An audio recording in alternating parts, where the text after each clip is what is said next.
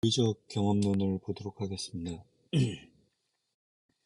논리적 경험론자들은 전통적인 형이상학을 비판하고자 했을 뿐만 아니라 더 발전시키려고 했다는 점에서 칸트의 유산을 물려받았다라고 합니다. 칸트를 어느 정도 발전시켰다고 볼 수 있겠죠. 칸트의 이론을 많이 차용해 왔을 겁니다. 논리적 경험론자들은. 다른 한편으로 그들은 경험주의의 유산도 물려받았는데요. 그래서 경험론이라는 표현도 들어갔겠죠.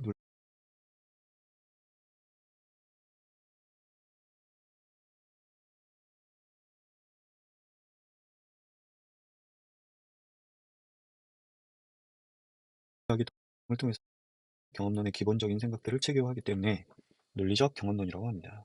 주요 사상가는 참고로 보십시오. 슐리크, 노일라테, 카르납 등이 있는데요. 우리한테 아주 생소한 사람들이죠. 그 다음 쭉 보시면 그들은 전통 형이상에 대한 칸트의 기본적인 비판을 발전시켰는데요.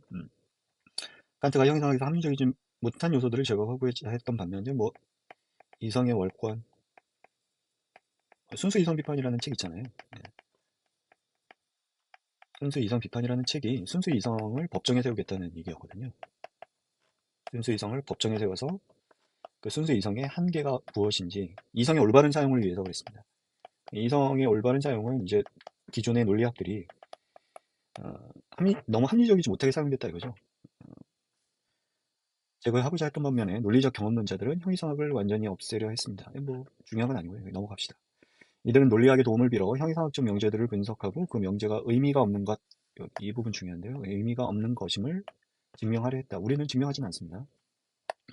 이런 방식으로 형이상학을 제거하고자 했습니다. 여기는 눈여겨볼 대목이 없고, 그 다음부터 이제 좀 눈여겨볼, 여러분들이 좀 집중해서 보아야 할 부분인데, 논리적 경험론자들에 따르면 두 종류의 명제들만 의미 있다 합니다. 의미가 있다. 의미가 있다라는 표현을 쓰고 있죠. 그 분석 명제와 종합적 명제인데, 분석적 명제 하나, 종합적 명제 둘, 이렇게 있습니다. 칸트와 똑같아요. 칸트가 이제 분석 판단과 종합 판단을 구분했잖아요.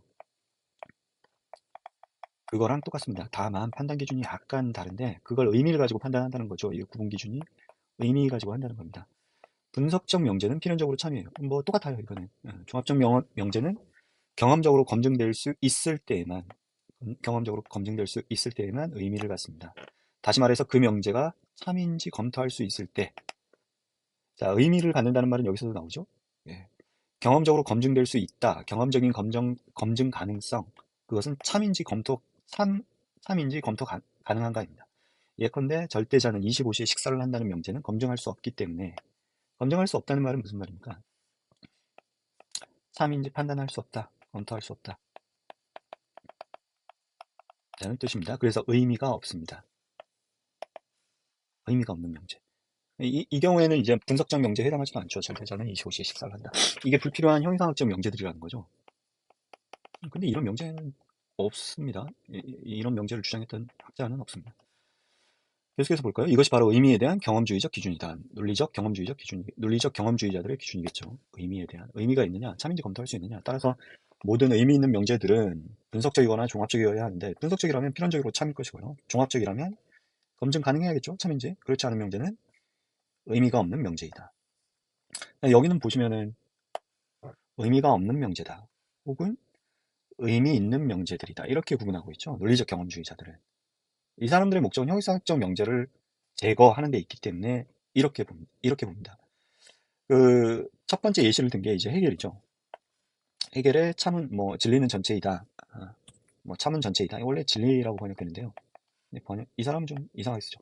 참은 전체이다라고 하고, 또 하이데거의 무는 무한다와 같은 명제들을 지우시고요. 비판한다. 이렇게 쓰십시오. 이런 명제들은 언어의 혼란에 근거하고 있기 때문입니다. 별로 중요하지 않은데 설명은 간단하게 쭉 해보면, 해결의 명제는 첫째 경험적으로 확인할 수 없는 표현인 전체를 포함하고 있다는 거죠. 이 전체라는 표현은 확인할 수는 없긴 합니다. 경험적으로. 어디까지가 전체인지. 예컨대 세계 전체가 참이라고 하고 있는데, 예를 들면 해결의 명제에서 전체는 참이다. 근데 이 전체는 이 세상에 존재하는 모든 것을 의미하거든요. 근데 아직 세계가 끝나지가 않았잖아요. 그러니까 지금 현재 존재하는 모든 것, 이렇게 일단 정의를 해보면, 현재 존재하는 모든 것을 파악할 수가 없죠. 예. 그렇기 때문에 경험적으로 확인될 수 없고 이런 표현들은 무의미하다는 거예요. 둘째, 이 명제는 논리적으로 올바른 구조를 가지고 있지 않은 잘못된 표현이다라고 하는데 3이라는 수로가 전체는 참이다 해서 수로가 실체화되어 있는 데에는 허용될 수 없다는 거예요. 논리적 경험론자들의 주장에 따르면 이거는 명제에서만 쓸 수 있는 말이라는 거죠. 명제나 지술의 성질을 판정하는 용어일 뿐 객관적으로 존재하는 게 아니라는 거예요. 존재하는 실체가 아니다. 3이다라는 수로는 참거짓을 판별할 수 있는 실체 혹은 명제들에만 허용된다는 거죠. 예를 들자면 홍차는 정신을 맑게 한다는 것은 참이다. 이럴 때 쓴다는 거죠. 우리가 흔히 쓰듯이. 이 돌멩이는 이 존재자가 참이라고 하고 있죠. 이 돌멩이는 참이다라고 말할 수는 없다는 겁니다. 이렇게 말하는 것이 의미가 없다는 거죠. 그래서 첫 번째 명제 어디 있죠? 해결. 뭐 참은 전체이다. 혹은 뭐 전체가 참이다. 참은 전체이다. 이 말은 잘못됐다는 거예요. 네, 그렇지 않습니다. 예, 해결 이 논정은 제가 보기에는 좀 엉터리인데요. 이 논정은 해결은 당대 최고의 논리학자였습니다. 당대 최고의 논리학자였는데 철학자이기도 하죠. 논리학자인데 이런 의미로 쓴 게 아니에요. 참은 전체라는 표현이 모순과의 관계 속에서 쓴 건데 여러분들이 아실 필요는 없고요. 너무 어렵습니다. 많이 어렵습니다. 그래서 지나가도록 하죠. 하이데거의 명제 역시 정확한 무는 무한한데요. 무는 무한하다라는 명제입니다. 뭐 이 하이데거만 한 말이 아니고 뭐 장폴 사르트르나 그 외 기타 많은 사람들이 얘기했는데 정확한 논리적 구조를 가지고 있지 않다는 거예요. 무는 없습니다. 무는 없습니다. 뭐 그렇게 얘기할 수 있죠. 무하고 없음을 동치화시켜서. 그래서 근데 없음은 없다. 뭐 논리적으로 맞는 것 같죠. 그런데 없음이 실제로 존재하는 것이 되어서 무한다는 행위를 한다. 없다는 명사로 실체화되면서 동시에 동사로 수로화된다. 이것은 검증 불가능하며 따라서 의미가 없다. 검증할 수는 없습니다. 예. 근데 진짜로 의미가 없는지는 좀 의문이에요. 의미가 없을까? 이 사람들 기준에 따르면 의미가 없을 수도 있겠죠. 검증 불가능하다면. 근데 여기서 이 무가 진짜 없습니까요? 하이데거가 이런 의미에서 없음이라고 얘기했을까요? 전혀 그렇지 않아요. 그러니까 다스 니츠거든요. 니츠. 뭐 여러분들 독일어 익숙하지 않은 학생들이 있을 텐데 혹은 영어로 치면은 영어로는 이렇게 번역되어 있습니다. nothingness. 원래 니트가 낫이거든요. 이 니트가 영어의 낫인데 여기에 s를 붙이고 대문자를 붙이고 명사화 시켜서 우리나라 말로는 보통 무라고 번역되긴 하는데 이거는 단순히 그냥 없음이 아니에요. 없음이라고 얘기할 수가 없어요. 네. 그 정도까지만 합시다. 여기는 제 전공인데 요거를 이렇게 논증하는 거는 제가 보기에는 엉터리입니다. 논문 심사 들어오면 다 탈락시켜 버릴 만한 그런 내용이죠. 그냥 소개만 했습니다. 논리적 경험론자들이 이렇게 주장하니까. 근데 아주 부정확한 설명이다. 그 정도만 이해하시고요. 계속해서 보시면 만약 의미에 대한 논리적 경험론의 기준이 맞다면 그것은 자기 자신에게도 적용 가능해야만 한다. 그렇겠죠. 의미에 대한 논리적 경험론의 기준을 명제로 표현하자. 그러면 이것이 분석적인가? 분석적 명제인가? 종합적 명제인가? 그것이 분석적 명제는 아니다. 예, 근데 그 표현해보면 어떨까요? 논리적 경험론의 기준은 의미는 검증 가능성이다 정도 될까요? 의미는 검증 가능성이다. 명제로 표현한다면 이걸 이제 분석적인지 종합적인지 따져보는 거죠. 분석적 명제는 아니에요. 왜냐하면 의미라는 개념 안에 검증이라는 개념이 포함되어 있지 않기 때문에. 그렇죠? 네. 그렇다면 종합적 명제인가? 이것도 아니라는 거예요. 경험을 통해 확인할 수 있어야 되는데 그렇지도 않다는 거예요. 의미는 검증 가능성이다라고 얘기할 수 있잖아요. 그렇죠? 아까 우리 앞에서 본 바에 따르면 이 사람들은 여기 다시 해버립시다. 검증할 수 있을 때, 뭐 참인지 검토할 수 있을 때 의미가 있다라고 했잖아요. 그러니까 의미는 검증 가능성이라고 얘기할 수 있거든요. 이렇게. 근데 이뭐 둘 중 어느 것도 아니죠. 제가 보기엔 이게 맞는 것 같은데. 이 사람들이 대답을 봅시다. 의미에 대한 기준이 분석적인지 종합적인지 묻는 것 자체가 무의미하다는 거예요. 왜냐하면 이 물음은 우선 의미에 대한 기준을 우리가 가져야만 대답할 수 있기 때문이고, 만약 우리가 이를 받아들인다면 그 기준, 의미에 대한 기준이겠죠. 여기서 이는 받아들인다면 의미에 대한 기준은 분석적이라는 거예요. 의미라는 개념에서 그것을 찾을 수 있기 때문에. 그것이 뭘까요? 의미에 대한 기준, 그게 검증 가능성이라고 이들은 얘기한 거 아닐까요?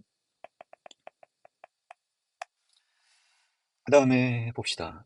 의미에 대한 경험론적 기준은 이론과 관찰이 분명하게 분리될 수 있음을 전제로 합니다. 예, 그렇죠. 왜냐하면 검증 가능해야 되니까.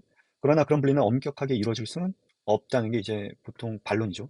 예컨대 나는 찻잔을 보고 있다라는 그 명제, 진술 있죠. 이 진술조차도 그렇다는 거예요. 찻잔이라는 말은 어떤 이론, 알면서만 의미를 얻을 수 있는 개념인데 찻잔이 무엇인지 모르는 사람이 있을 수 있겠죠. 찻잔이 무엇인지 모르는 사람이 찻잔이 아닌 단지 딱딱한 물체, 찻잔을 딱딱한 물체를 본다라고 얘기할 수 있어요. 이처럼 이론과 관찰은 엄격하게 분리될 수 없다는 거죠. 분리될 수 없다라는 반론이 있습니다. 따라서 의미에 대한 분석적 경험론의 기준은 유지되기 어렵다고 주장하는 거죠. 계속해서 그 대답을 봅시다. 여기는 많이 중요하지 않으니까 좀 건너뛰기 조금 빠르게 가는데요. 경험적 지각 관찰이 가능하기 위해서는 먼저 이론적 이해와 지식이 필요하다. 그렇다고 분석적, 종합적이라는 명제의 구분이 부정되는 것은 아니다. 예컨대 삼각형은 세 변을 가지는데 삼각형의 세 변을 관찰하는 것과 삼각형이 세 변을 가짐을 증명하는 것은 서로 다르다는 거죠. 예. 별로 타당해 보이지 않는데 다시 한번 돌아가 볼까요? 분리될 수 있어야 돼요. 분리될 수 있어야 돼. 그러나 그런 분리는 엄격하게 이루어질 수 없고 이게 문제라 그랬죠. 이루어질 수 없고.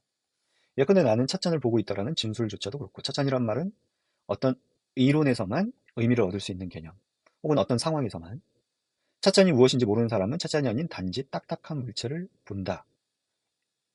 그래서 나는 찻잔을 보고 있다라는 말이 어떤 사람에게는 참, 어떤 사람에게는 거짓일 수 있다는 거죠. 예. 이게 분리될 수 없는데. 근데 이 사람은 지금 이걸 증명하는 것, 그리고 관찰하는 것은 다르다라고 하는데 이게 어떻게 다르죠?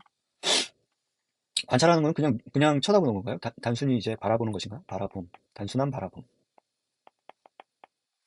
그 다음에 증명하는 거는 그것이 옳다는 것을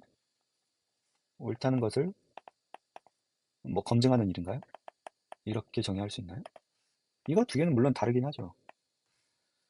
다르긴 한데 글쎄요. 삼각형의 세변을 관찰한다고 해서 삼각형이 세변을 가진다는 얘기가 경험을 통해서 지금 얻어질 수 있다는 얘기를 하는 건가요? 좀 애매하죠. 지금 보면 삼각형은 세변을 가지는데 이건 분석 명제죠. 이건 뭐 증명을 해낼 수 있습니다. 그 분석적 명제라는 걸. 근데 이 세변을 관찰은 뭐 경험을 통해서 가질 수 있다는 얘기를 하고 싶은 건지 애매하죠. 이 대답 자체가 애매합니다. 별로 좋은 얘기는 아니고요. 미국 철학자 콰이는 경험론의 두 도구마라는 논문에서 주장한다. 분석적이라는 개념이 정확히 무슨 뜻인지 설명할 수 없기 때문에 분석적과 종합적이라는 구분은 유지될 수 없다라고 얘기합니다. 이건 뭐 콰인 생각입니다. 콰인이 이 분석적이라는 말이 논리적 경험론자들한테서 정확하지 않다는 거예요. 예. 그 전에 그 분석적이라는 말은 분석이라는 거는 그냥 간단합니다. 주어 개념 안에 수어 개념 들어있느냐 이렇게 판단하면 돼요. 예. 수어 개념 들어있는가. 논리적 경험론자들이 의미를 가지고 오면서부터 이상하게 좀 변질이 되죠. 이 논리적 경험론자들이 비판하는 건데요. 분석적 명제의 경우 주어진 개념의 의미 분석만으로 그 명제가 참인지 알 수 없다는 거예요. 의미 분석만으로? 왜냐하면 우리는 의미가 무슨 뜻인지 알아야만 하기 때문이다. 두 표현이 의미가 같다는 것을 말할 수 있을 때에만 그렇게 할 수 있지만 우리는 그것을 할 수 없다는 거예요. 그래서 분석적 종합적인 의 구분은 논리적 경험론의 독단이며 근거지지 않은 주장일 뿐이라는 거예요. 이게 분석 판단은 원래 주어 개념 안에 수어 개념이 있다라는 뜻이었죠. 근데 분석적이라는 말을 논리적 경험론자들은 주어진 개념의 의미 분석만으로 그 명제가 참인지 알 수, 그러니까 의미가 있다라고 얘기해 버렸죠. 의미가 있다. 주어진 개념 안에 수로 개념이 있으면 의미가 있다라고 했을까요? 예. 그러다 보니 요거 의미가 무슨 뜻인지 알 수 있어야 되는데 이게 애매모호하다는 거예요. 잠깐만 다시 올라가 볼까요? 어, 지금 엉망진창인데요, 여기가. 이거 분석적 명제에 대해서는 전혀 설명을 안 했습니다. 근데 요것만 의미가 있다라고 했잖아요. 두 종류의 명제들만. 그러니까 분석적 명제하고. 근데 분석적 명제는 주어 개념을 분석해서 수어 개념이 포함되어 있으면 그때 의미가 있다라고 얘기한 겁니다. 이래버리니까 문제가 생긴 거예요. 의미가 있다라고 해버리니까. 그러니까 여기서 지금 주어진 개념의 분석만으로 그 명제가 참이면 그걸로 끝이어야 하는데 이 사람들은 의미가 있다. 그러니까 논리적 경험론자들은 의미가 있다고 하는 바람에 지금 이런 반론이 나오는 거죠. 다음 반론사가 보시면 반론사가 마지막인데 의미에 대한 논리적 경험론의 기준은 개별 진술들에 적용된다. 그렇겠죠. 그러나 개별 진술들은 고립되어 있지 않고 전체 이론과 연결되어 있고 진술들이 모여서 전체 이론을 이루죠. 전체 이론을 이제 학문이라고 얘기하겠죠.